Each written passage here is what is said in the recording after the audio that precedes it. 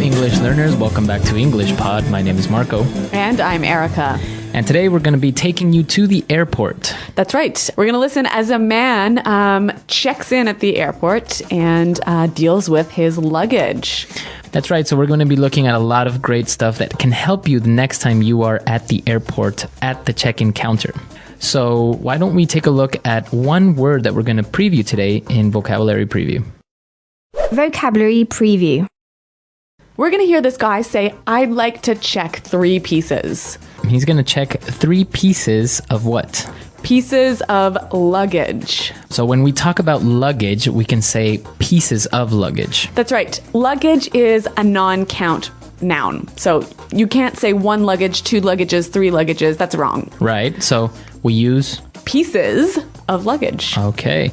So 3 pieces of luggage. Mm-hmm. Very good. Let's listen to our dialogue for the first time. We're going to see what happens with this guy at the airport and with his pieces of luggage.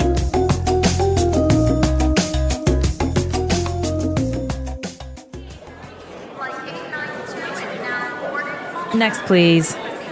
Hello, sir. May I see your passport, please? Yes, here you go. Will you be checking any bags today? Yes, I'd like to check 3 pieces. I'm sorry, sir. Airline policy only allows 2 pieces of checked luggage at 20 kilograms each, plus 1 piece of carry-on luggage. I will have to charge you extra for the additional suitcase. What? Why? I'm taking an intercontinental flight. I'm flying 16,000 kilometers. How am I supposed to take only 2 20-kilo bags? That's absurd. I'm sorry, sir. There's nothing I can do. You cannot board the flight with that large bag either. Carry-on bags must fit in the overhead compartment or under your seat. That bag is clearly too big. Now I see. You charge next to nothing for an international ticket. When it comes to charging for any other small thing, you charge an arm and a leg. So tell me, miss, how much will I have to pay for all of this? Let's see. $625 US. That's more than my round-trip ticket!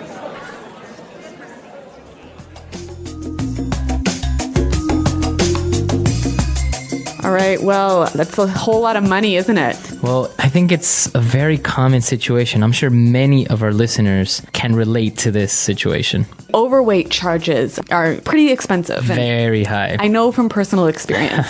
But that's not what we want to talk about now. We want to talk about some really useful vocabulary in Language Takeaway.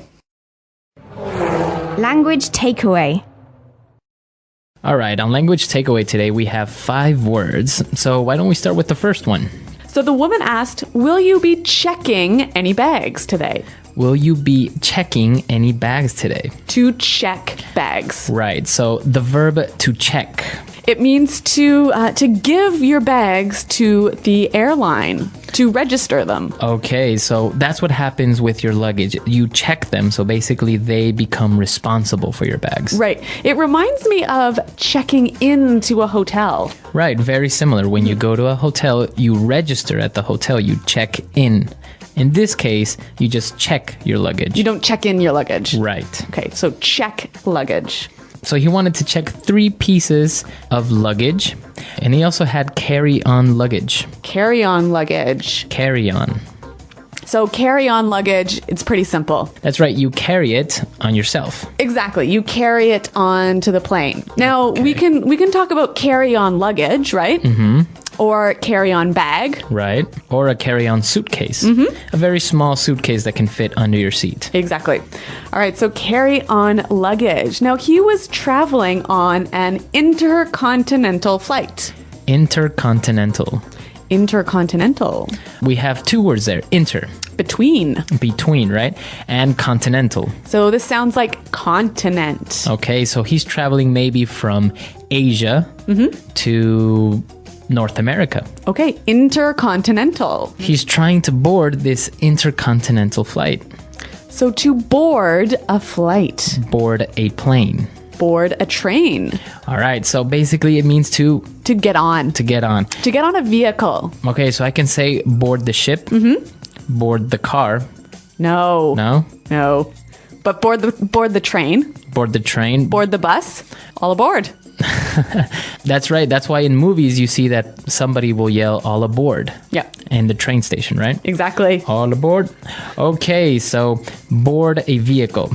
And our last phrase for today, overhead compartment. Overhead compartment. Overhead compartment. All right, let's break this phrase down. Overhead. So that's on top of your head, right? Exactly. Yeah. Above you. Yeah. And the compartment is a place where you can put something and store it. Kind of like a box. Right. Yeah. So you have an overhead compartment, that big box where you put your bags and your purse or whatever on an airplane. Very similar to, for example, an overhead projector. Right. So that's the machine that puts an image or a picture on a wall. Like sometimes you see them in meetings. Right. So because the image is over your head and it's Yep. big, it's called an overhead projector. Okay. So some great language. Why don't we hear it again in context by listening to the dialogue for the second time?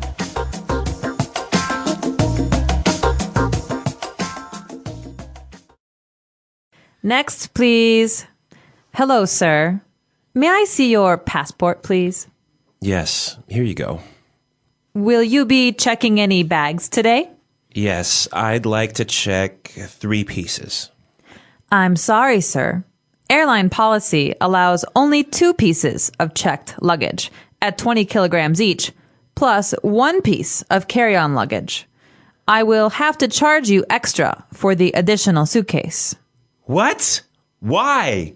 I'm taking an intercontinental flight. I'm flying 16,000 kilometers. How am I supposed to take only 2 20-kilo bags? That's absurd. I'm sorry, sir. There's nothing I can do. You cannot board the flight with that large bag either. Carry-on bags must fit in the overhead compartment or under your seat. That bag is clearly too big. Now I see.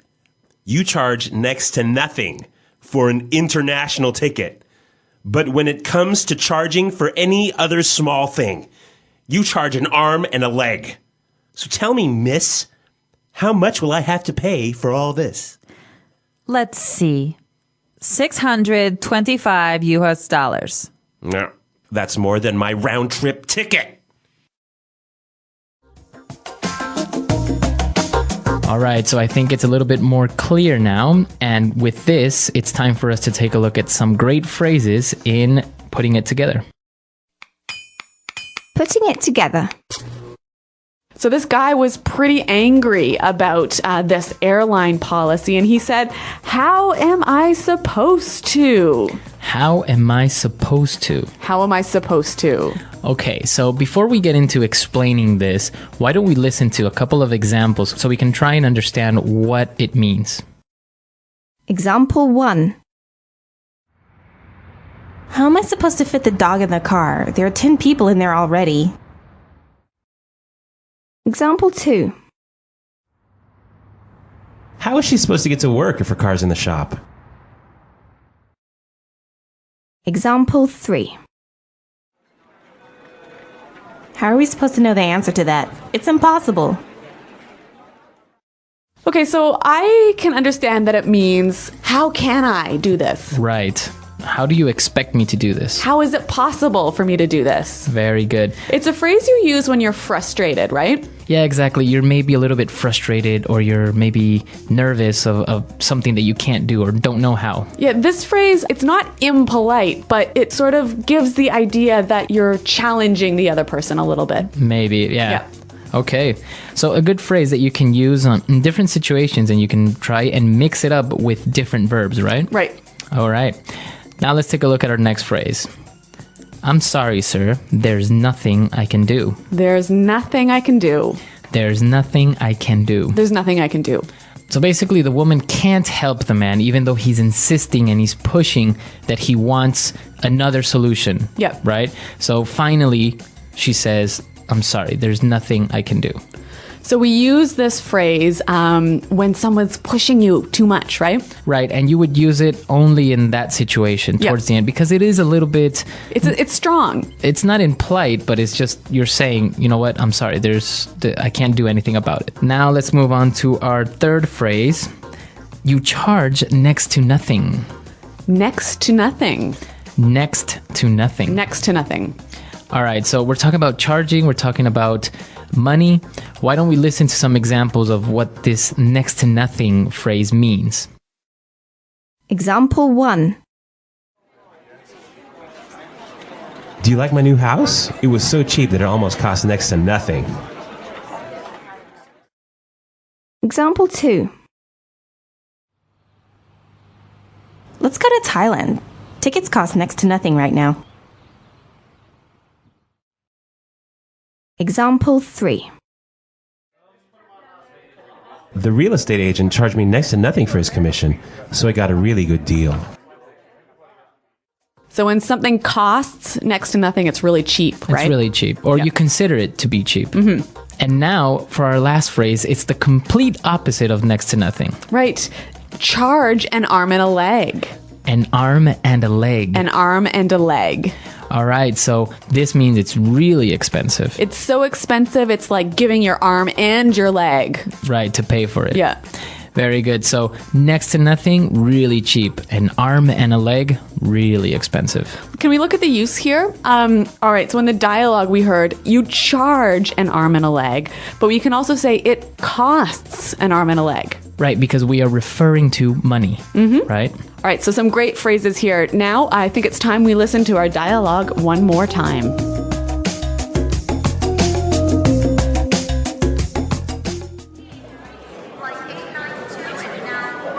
Next, please.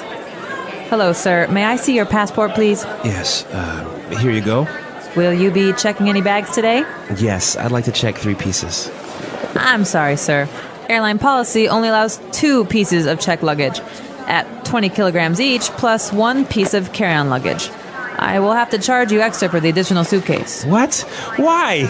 I'm taking an intercontinental flight. I'm flying 16,000 kilometers. How am I supposed to take only 2 20-kilo bags? That's absurd. I'm sorry, sir. There's nothing I can do. You cannot board the flight with that large bag either. Carry-on bags must fit in the overhead compartment or under your seat. That bag is clearly too big. Now I see. You charge next to nothing for an international ticket. When it comes to charging for any other small thing, you charge an arm and a leg. So tell me, miss, how much will I have to pay for all of this? Let's see. $625 US. That's more than my round-trip ticket! Okay, so airline policies, luggage, it's always a problem, right? Most of the time you always end up paying overweight when you travel. Yeah, I know that this happened to me once and it was really expensive. Really, what happened? I was flying on an intercontinental flight from India back to Europe, and I had too many extra bags, but I really needed to bring them. And so it cost me $6,000. $6,000. Yeah. Wow. So my credit card was pretty maxed out after that. That's incredible. Yeah. Well, I'm sure many of our users probably suffered similar experiences like this, so please come to our website and share it with us at englishpod.com. That's right. Marco and I are always around to answer your questions, so please check us out. And thanks for downloading, you guys. Until next time, goodbye.